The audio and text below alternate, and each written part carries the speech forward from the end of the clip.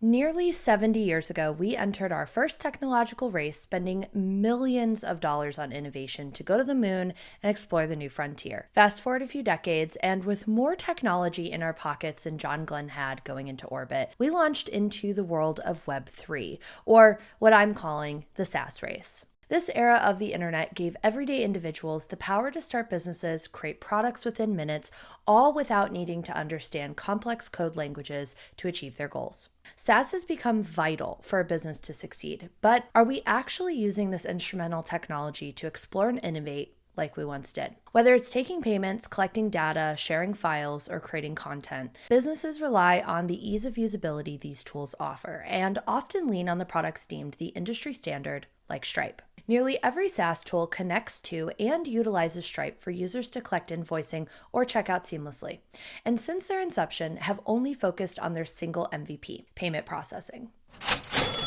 Stripe helped define the SaaS race, and at any given time, you can explore more than 100 single tools for any feature that you need, all vying to become the leading, most used, and respected product on the market. And with so many new tools constantly entering that market, the race to not only be number one, but actually survive is harder than ever, because not only do they have to prove MVP to new users and prevent churn, but in that, drum up enough support that competing against the tools social media has deemed industry standard for said silo is manageable. And it can be done. And that's why we have beloved tools like Paperform and Cal.com. They're confident in their MVP and are only focused on building the absolute best product for the market. Many, however, are not as confident. And we know this because these tools are rushing to add AI features, buying companies to expand their product suite, but rarely improving their core functionality as requested by customers. Which is how we've landed here today with an all-in-one tool epidemic. 2319! To understand this epidemic better, I sat down with a few friends who I deemed to be some of the most brilliant builders and consultants to discuss why all-in-one tools are taking over the market, and if at all are actually beneficial to the customer. I'm Megan O'Toole. I am an operations expert. I've had my business for 12 years as of last month. And yeah, I do consulting and I really just help online service providers. My biggest, most favorite thing to do for clients is to save them time and money. And my first sort of love was Evernote. And then I discovered Notion in 2018 from Marie Poulin. And as you know, like Notion in 2018 was not as robust as it is now. And so I was using Asana kind of in tandem. And then I discovered ClickUp in 2019 and left Notion and Asana behind for ClickUp. I used ClickUp for a couple of years. I was still using Notion, like on the side, and because it's so great for knowledge management. I would have this sort of love-hate with Notion where I would just kind of like abandon it, then come back to it. But I used ClickUp for a long time because it's so powerful. And I was working with a lot of pretty successful online businesses, and they needed automations, they needed things to move, and they needed like a core project management tool. And that's really what ClickUp is. It's not anything else. I came back to Notion, I think in like 2021, because they started just rolling out great features. But yeah, I use a ton of tech in my business, but now it's like I'm all in on Notion for my business because it just makes sense. Hi everyone, my name is Will. I am a ClickUp consultant on the side, and I also have a day job where I've championed ClickUp as the project management tool that we use 100% and have just managed to convince the sister company to move from Asana to ClickUp as well. So I went through a lot of iterations of different project management tools. Going back even further, 10 years ago when I started in the job, we had pieces of paper. Like they would write down a ticket on a piece of paper and go, there you go. That was the ticketing system. So I thought, no, that needs to change. So I went through all these iterations, landed on Notion, and then I thought, oh, this is perfect, and got kind of good at Notion and doing some templates. And then we had how would you describe, a bad actor in the company.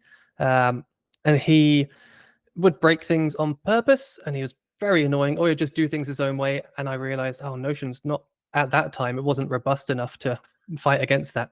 And took a few months to fire the guy. But until then, I was like, no, everything's breaking. I'm having to make sprints manually. This is ridiculous. Take up all my time. So I went and looked for something else, and then saw ClickUp, gave it a try, played around with it myself, and was like, oh, they have sprints. they're automatic. And the main thing that I liked was everything was a hierarchy. It's like, here's the hierarchy. This is what you get. You can't really break it. A lot of the clients I'm working with, it all goes through email. So I just keep it in the task. I know where it is. I don't have to go searching through my inbox. It's in one place. Breaking that down would be, I've got all my tasks that I need to do for a client, and I load up my template, tasks are there. And then I say, okay, we'll duplicate that view of all the tasks, but this is going to be a client view.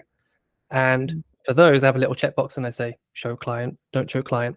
Give them a link and say, here's an overview of the project. This is where we are. It's all on one link. They can just click it and see, oh, right, that's what's going on in a minute. They can see due dates. They can see when things have to be done by. But now I can give them a link and they don't have to sign in. They just click the link. They can share it with anyone and they say, oh, this is where he is with the project. They can send it off to the managers and say, here we go. This is when it's going to be done. And it updates in real time. So I think that's another big one, sharing publicly. I'm Christy Price. I am a Squarespace web designer. I've been doing web design for a couple of decades. And in 2018, I completely pivoted, moved my entire business to focus on Squarespace. And today I work with custom clients. I work with DIYers to level up their websites, and I love sharing what I'm learning with other designers. My tech stack is at the moment changing, so you've caught me at a pretty interesting time. But another tech tool that I use that will not change, that I love so much, is HoneyBook. And I know we've talked about that quite a bit, but I definitely don't use all the features that are there, but the ones that I use make my life so much easier. Actually, I first looked at HoneyBook in 2018 when I was pivoting my business because I knew I wanted a great CRM tool to interface with clients, to take all of that admin work off my plate.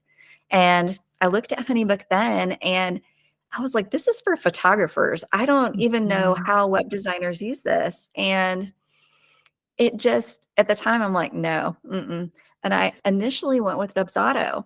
I never had a great relationship with the Dubsado product. For me, it was really wonky in the back end. So I actually paid someone to help me set it up.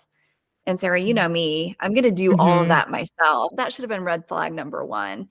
And then over the course of the next couple of years, I kept having trouble with different things. It just wasn't working the way I wanted it to. If my clients were on their phone when they got my proposal, contract, invoice, they couldn't figure out how to get from one to another. It wasn't clear. And so they would have to reach out to me, and it was a big, I'm like, please use your desktop. It just felt, that's where you don't want friction, right? You're sending over this proposal. You want it to be like, yes, thank you. And here's my credit card. I found Dubsado I started using it in 2021 because I was making the big bucks then and could invest like all of a sudden in like a lot of different, like I was playing with all the toys, like, oh, I want to check out this and I want to check out that. I wanted an app that could help me completely onboard my clients. And my assistant at the time loved Dubsado. So we decided to go all in and start using it. Yeah, it just felt like a no-brainer. Like, oh, I'm going to create this beautiful proposal. They're going to get all these automated emails with all of the information we need. I hated it immediately. I mean, I understand why people like it, but for me, I had a couple like snafus where emails were sent to clients through like a broken Zap. Like that was not cool for me. And you know how it is when you onboard a new client, there's some anxiety there. They're like, does this person know what they're doing? You really have to create a nice onboarding experience so they feel taken care of because they're paying us a lot of money, right? Like in my experience, if you have a good SOP and what you mentioned, the 5 logins, like it can be just as good as one of these all-in-one tools. So I use Acuity scheduling. I used Acuity because it syncs with iCal. And when HoneyBook initially rolled out their scheduler, it did not work with iCal. It worked with Google Calendar.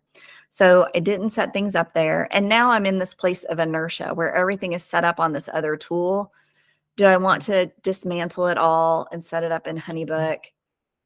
I can see myself getting there at some point, but initially that was a barrier for me. And so that's why I haven't made the move yet, just because now everything's working so well on this other tool. Yeah, I think I hear that fairly often from people who use all-in-one tools is that Mhm. the booking specifically is always the Right. number one issue. And I find it so Mhm. fascinating too that a lot of these SaaS tools only use Google as the baseline when the Yeah. majority of people do not use Google Workspace for email, Yeah. calendar, any of those tools, but they Mhm. choose to build on that first. I don't know if it's because developer-wise it's easier, but I am curious outside of because I think we also need to give credit to the point that you have a system that works. You like Mhm. Acuity. Acuity now Mhm. is so integrated with Squarespace. I don't Right. personally think you would move that unless something just became 10 times better. But Right. aside from, are there any specific features that you feel like HoneyBook could improve on that would make it even a bigger no-brainer for you to sell that tool to your customer base?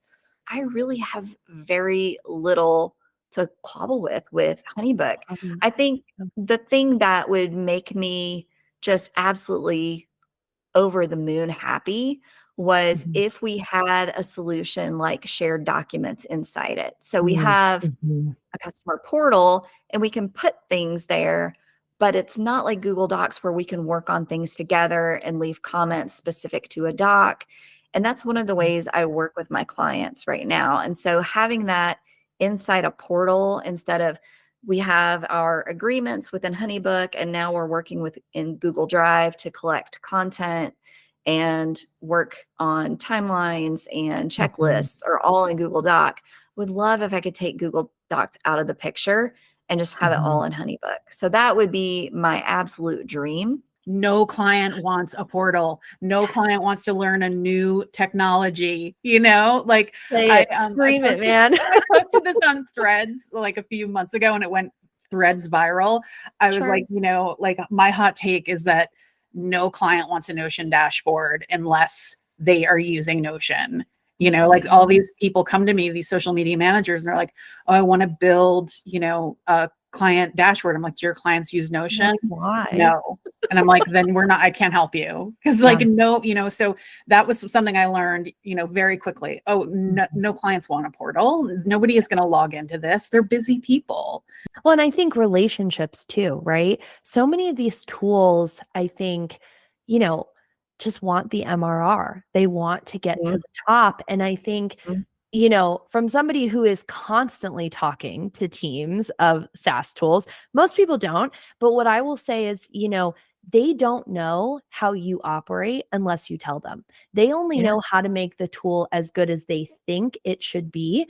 And Mhm. so don't be afraid to reach out, ask the dumb questions, but also say, Mhm. hey, you know, like I kind of went viral a couple days ago because I was like, dear SaaS founders, like have conversations, make really good onboarding mhm, for your users because you want to be shifting people off of free trials, moving Mhm. them to paid. You can't be afraid to talk to mhm. your users. You just can't. Well, totally. I mean, I think also another thing that I see in tech is when I reach out to support and when I do get in touch with somebody, Mhm. I know more than they do. With Dubsado, we would reach out about the workflows. And I remember talking to somebody in support and they didn't know how the workflows worked, like the emails, right? Like how you set them up. They couldn't. And so it was like the blind leading the blind, basically. Like because I didn't know how it worked. Because that's one thing that I look for too is like if I can't talk to a human when testing out a new Yeah. tool, and you give me an AI chatbot, I'm gone. Yeah. If I can't talk to somebody, even if it's like you start with the chatbot and then it forwards you to a human, that's fine. But if you do not make it easy for me to onboard and I can't see that you're actually intentionally wanting to connect with your customers, Yeah. there's really no sense in trying a tool. So I loved Teachable until there was one thing that I couldn't figure out with the abandoned cart emails. And I went down this rabbit hole of trying to figure out where to change the language in that email. Talked to 2 or 3 different people at customer support, got different answers. None of them were right. Finally had to reach out to someone I knew that worked at Teachable, and they had to point me to this like super obscure part of the back end. And I was like, once I got the bill for next year, I'm like, well, this is the straw that broke the camel's back. And so it's stuff like that where it's like, man, like how do we really get the ball going and do really Totally. excellent work. That's one thing that I look for too, is like, if I can't talk to a human when testing out a new Yeah. tool, and you give me an AI chatbot, I'm gone. Yeah. If I can't talk to somebody, even if it's like you start with the chatbot and then it forwards you to a human, that's fine. But if you do not make it easy for me to onboard, and I can't see that you're actually intentionally wanting to connect with your customers, Yeah. there's really no sense in trying a tool. Yeah, but the problem with all-in-one is that they get bloated and become Mhm. buggy, and Mhm. the features don't work right, and Mhm. you end up spending more time trying to figure it out. Whereas with a tech stack, for for a process is so Mhm. much easier. I think in my experience, I've done full builds for teams of 400, done team builds for teams of 2, right? There's just so many layers to the onion that you've got to peel back. I think what it boils down to is they have no one internally to champion and manage. And Mhm. so they think by going to an all-in-one tool, that Yes. alleviates the role. They Yep. don't have to have an IT person. They don't have Right. to have even a consultant on retainer to kind of circle it all back, right? Like, you are the champion at your team. And so alongside researching and figuring out what's right, what advice would you give to somebody who feels like no one is championing a tool change, and you want to take advantage, not you, but the person obviously, wants to kind of step up and lead the charge on that? Do you have any advice for them? The day job found out about my side hustle of all the Oh, ClickUp stuff, and they were mad. And oh, then they saw my website, and they were like, "Oh, okay, no, you can do this kind of stuff." Okay, so now they're just changing my role. Couple of weeks, it's been like, "Oh, you do this is why you like ClickUp so much. Okay, we get it, and you're good at it. Okay, now please champion it more. And all these interesting. people in Asana, can you please bring them over to your ClickUp?" So I'm doing a whole rework at the minute. And one of the things is trying to figure out what is actually key to the business and what is just fluff and features that you don't need. Like, there's things that people won't care about, like the emailing and tasks. Only some Mhm. people need to know about that, or GitHub integration. That's another big one. So for Mhm. me, I do the Python development at work a little bit as well. And I can hook it up to GitHub. So when I make a commit on GitHub, it will go, boop, it will pop it into the task, and then everyone again can see, oh, that's Mhm. what the developers have worked on. It's all there. So Got it. my role really is part champion, but part keeping everybody calm and chilled out and be like, no, no, it's not a big change. This is what you need. Here's all the documentation, and Mhm. forget about the noise. It's my job to kind of make it easy for them. So if someone wanted to go for an all-in-one tool or they're thinking about it, I would get them to write down what their actual needs are, first of all. Like, Mhm. why do you need a tool? Why can't you just do it on pen and paper? Like, that's a Mhm. fairly obvious one, but Yeah. it Yeah. might trigger something. Oh, well, we only do one task a day. So I'd get them to write down all their actual needs first, and then I would get them to go research, or get someone else to go research, like, what Mhm. are the tools that are good for this? So what are the tools that are good for project management? ClickUp, Monday, Asana, that kind of stuff. But then what are the tools that are good for task management? And what's the difference between project and task management? So the problem is that takes a fair amount of time, and someone has to have knowledge and the interest to go and look up all these tools. So if there's Mhm. not someone like that already in their team, I would say try it all in your spare time first. So use that tool in your spare time and put tasks or projects, or it might not even be a project management tool, whatever tool it is. It could be a new Mhm. drawing tool. Go and use that thing in your spare time and get to grips with it, because you're probably not going to have time to do that in your day job if you're busy. Mhm. You've got your actual tasks to do. So go do it in your own time, and you'll get a proper feel for it. And then you'll have all this data. You can come back into work and say, hey, I've been using this. This is the cool stuff it can do. Here's a 2-page doc explaining all of it and why I think we should invest in it. I'm willing to help people and Mhm. champion it. That is a great point in terms of, like, don't constantly shift your tech stack. I think we all get this kind of shiny object syndrome, and we see something new. And I mean, for me, I don't know if it's the case. I feel like inertia maybe guides my decisions because Sure. do I have time to learn something new and move things over? I'm doing that right now, and I am reminded what a huge time sink it is. I got used to spending that time doing things manually, and I Mhm. could have freed up that time to be more creative or create products. If people who are newer to freelancing are watching this, I love what you said about, invest in the tools early, ask stupid questions on purpose, and see what their customer service does for you. After learning more from Christy, Will, and Megan, my opinion stands firm.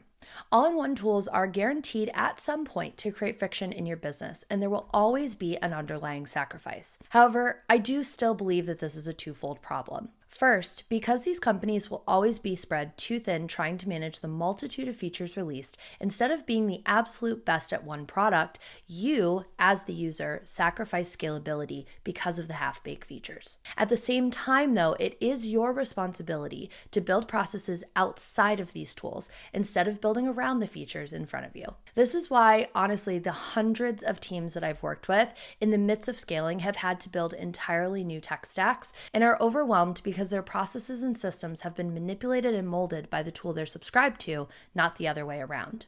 And sure, we can argue that everyone eventually outgrows the resources they began with, but growth shouldn't be penalized by a SaaS tool whose sole mission is to hit number one on Product Hunt. It should, however, be encouraged and collaborated on, except these tools cannot do that because they've choicefully reduced their interaction with customers who actually use their product to make it better. If we revisit ClickUp, Honeybook, and Dubsado, I cannot actually tell you what any of their best features are, and no tool does, in my opinion, one thing so much better than the other to be an absolute outlier. Because this epidemic is quickly killing innovation and creating an industry of sames, at its core, this is why we have the epidemic. A replacement of customer service with the unnerving desire to play the game. And while these tools have always had a reliable fan base, my expert advice to you and to anyone in their own tech exploration journey is to research, ask questions, book demo calls, and really understand what you need versus focusing on what might be on the features list on a pricing page.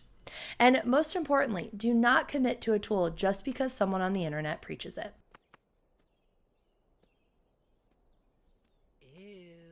Oh, hey, did you know that it costs $0 to create efficiency in your business? Go to the description down below and download my free workbook to see how you can start working better.